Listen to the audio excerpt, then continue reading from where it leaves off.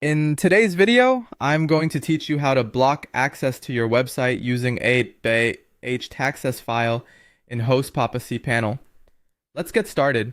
To begin, open your web browser and head over to the HostPapa dashboard.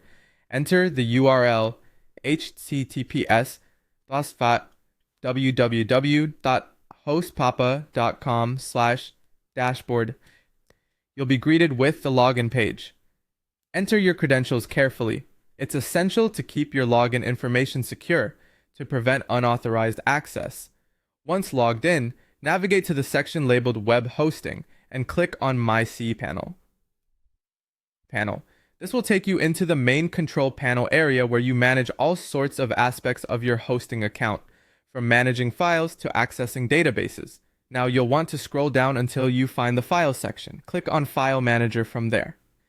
The File Manager is the place where you can find and manage all the files associated with your website, just like you would on your computer with its own file explorer. Locate the folder that contains your website's domain. Commonly, it's named public HTML. This directory typically houses all the essential files for a basic website hosted on your server. Next, check if there is already a file called htaccess within this directory. If such a file does not exist, don't worry. Simply click the plus file option at the top of the interface. Naming the new file .htaccess is crucial, as this is how the web server recognizes and executes directives that control server behavior and access permissions.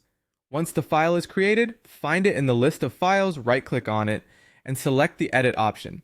This will open the file in an editor. To block access to your entire website, add the following code into the htaccess file: order, deny, allow.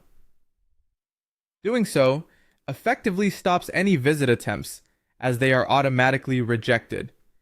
If you only wish to allow access to a specific IP, such as your own IP address, a small adjustment is needed. Replace the previous line with something like order, deny, allow.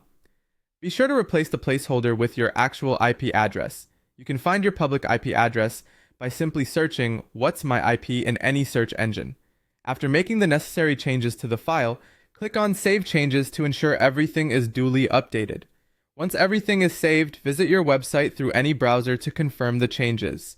If everything has been configured correctly, you should see a 403 forbidden or access denied message. This message confirms that your website access is successfully blocked to unauthorized users. And there you have it. By following these steps, you've learned how to effectively control access over your website using a .htaccess file. Thank you for watching, and remember to like and subscribe for more tutorials.